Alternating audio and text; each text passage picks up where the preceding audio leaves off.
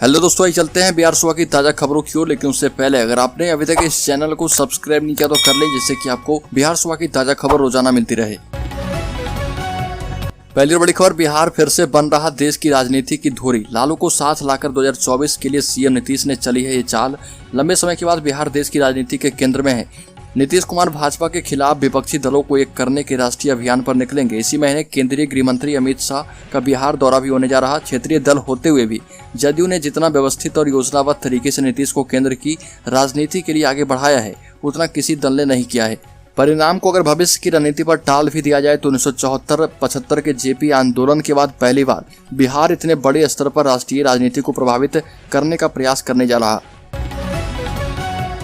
अगली खबर, खगड़िया में सन की बेटे ने पिता और बहन का गला काटा। खगड़िया जिला मुख्यालय से सटे मथुरापुर नवटोलिया गांव में एक सन की बेटे ने पिता समेत बहन की तेज धारदार हथियार से गला रेतकर निर्मम हत्या कर दी।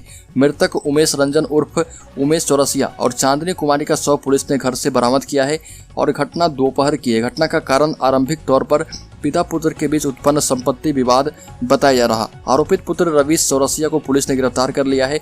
घटना के बाद से इलाके में सनसनी फैल गई है। अगली खबर, नीतीश कुमार बोले बीजेपी के साथ अब कभी नहीं होगा समझौता। आरसीपी सिंह को एकनाथ शिंदे बनाने की थी कोशिश। राष्ट्रीय परिषद की बैठक में मुख्यमंत्री नीतीश कुमार ने कहा कि जीवन में अब भाजपा के साथ समझौता नहीं करेंगे। जब तक वो आए तब तक जदयू किसी भी कीमत पर भाजपा में नहीं जाएगा। जदयू राष्ट्रीय परिषद में मुख्यमंत्री ने बताया कि वह कौन कौन सी वजहें थी जिनकी वजह से जदयू ने एनडीए को छोड़ा। कहा कि एक साजिश के तहत जदयू को कमजोर करने का फॉर्मूला तैयार किया गया। भाजपा ने अपने संगठन प्रभारी रहे राजेंद्र सिंह को विधानसभा चुनाव में लोजपा के टिकट पर लड़ा दिया। ऐसा पहली बार हुआ जब भाजपा ने अपने संगठन प्रभारी को दूसरे दल के टिकट पर मैदान में उतार दिया। अगली खबर, गया में 9 सितंबर से बदल जाएगी शहरी यातायात व्यवस्था। ये है पितृपक्ष का ट्रैफिक प्लान। गयावासी और यहाँ आने वाले थोड़ा संभल जाएं। पितृपक्ष मेला की शुरुआत होते ही 15 दिनों के लिए यातायात व्यवस्था में व्यापक बदलाव किया गया है। मेले की शुरुआत 9 सितंबर से होगी। इसी दिन से शहरी क्षेत्र की यातायात व्यवस्था में बदलाव होगा। मेला क्षेत्र और उससे सटी हुई सड़कों पर यातायात भार कम किया जा रहा।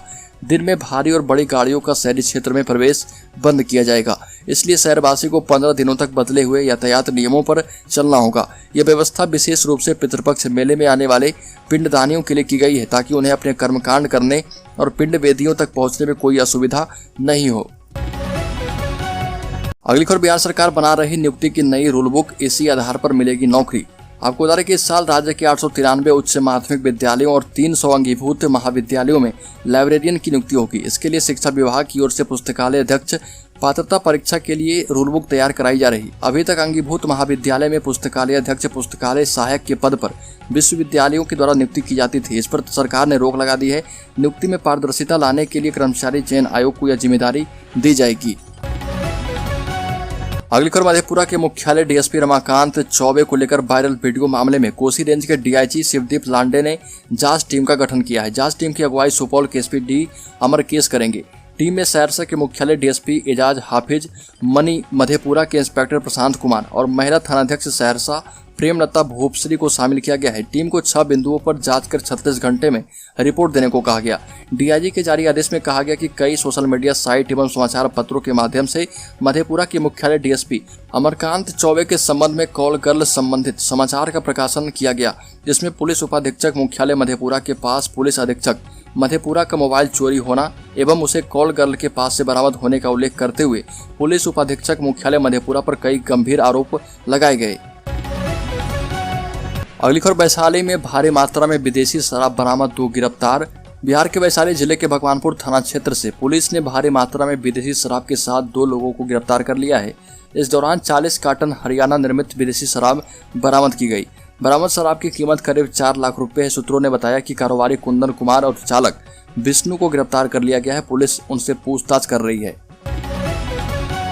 अगली खबर, तेजस्वी यादव को मुख्यमंत्री बनाने के सवाल पर जेडीयू संसदीय बोर्ड के राष्ट्रीय अध्यक्ष उपेंद्र कुशवाहा का बड़ा बयान सामने आया।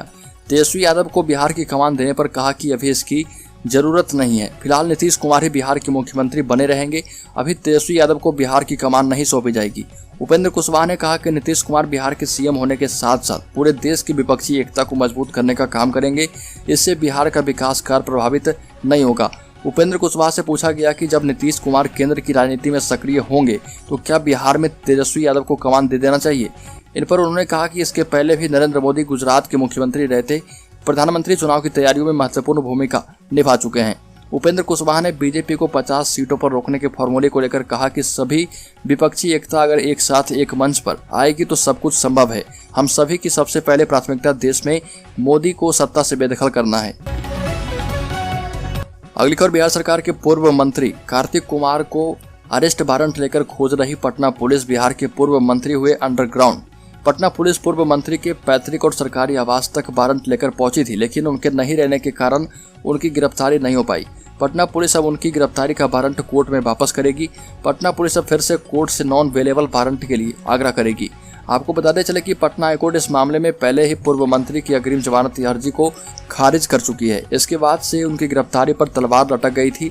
पूर्व मंत्री कार्तिक कुमार उर्फ मास्टर साहेब के बिल्डर राजू सिंह अपहरण कांड में अग्रिम जमानत याचिका कोर्ट से खारिज हुए 72 घंटे से ऊपर हो चुके हैं।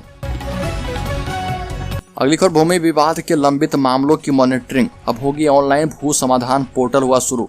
अब भूमि विवाद के लंबित मामलों की मॉनिटरिंग जिलाधिकारी समेत सभी संबंधित वरीय अधिकारी ऑनलाइन कर पाएंगे। इसके लिए भूमि विवाद निष्पादन एवं अनुश्रवण के लिए तैयार भू समाधान पोर्टल के माध्यम से प्रशिक्षण कार्यक्रम का शुभारंभ दरभंगा के जिलाधिकारी राजीव रोशन ने समाहरणालय स्थित NIC से किया। प्रशिक्षण के पहले सत्र को संबोधित करते हुए जिलाधिकारी ने कहा कि समाधान पोर्टल को विकसित करने का उद्देश्य यही है कि भूमि विवाद के मामले का हम तीव्रता से समाधान कर सकें। ये भी कहा कि प्रत्येक अंचलाधिकारी एवं थानाध्यक्ष के द्वारा संयुक्त रूप से थाना पर सुनवाई की जाती है और भूमि विवाद मामले का निष्पादन किया जाता है। अगली खबर, दक्षिण बिहार ग्रामीण बैंक एसोसिएशन ने पेंशन सुविधा उपलब्ध कराए जाने की मांग पर दिया जोर। इस मौके पर एसोसिएशन के मुख्य सलाहकार NN ओझा ने सम्मेलन को संबोधित करते हुए कहा कि केंद्र सरकार को आड़े हाथों लेते हुए कहा कि दक्षिण बिहार के कर्मचारियों के साथ केंद्र सरकार सौतेला व्यवहार कर रही है। ये भी कहा कि ग्रामीण बैंक की स्थापना खुद सरकार के द्वारा 1975 में की गई थी, पर केंद्र सरकार अन्य वाणिज्यिक बैंकों की तरह ग्रामीण बैंक के कर्मियों को पेंशन सुविधा उपलब्ध नहीं करा सकी है। एसोसिएशन के मुख्य सलाहकार NN ओझा ने कहा कि ग्रामीण बैंक देश के विभिन्न 23 प्रांतों सहित 3 केंद्र शासित राज्यों में कार्यरत है। अगली खबर, बिहार के खगड़िया में अग्रसेन भवन में बीजेपी के व्यवसायिक प्रकोष्ठ के प्रदेश कार्यकारिणी की बैठक हुई। इस बैठक में सम्राट चौधरी, बीजेपी प्रदेश अध्यक्ष संजय जायसवाल और केंद्रीय गृह राज्य मंत्री नित्यानंद राय शामिल हुए। बैठक में तीनों नेताओं ने बिहार के मुख्यमंत्री नीतीश कुमार पर जमकर निशाना साधा।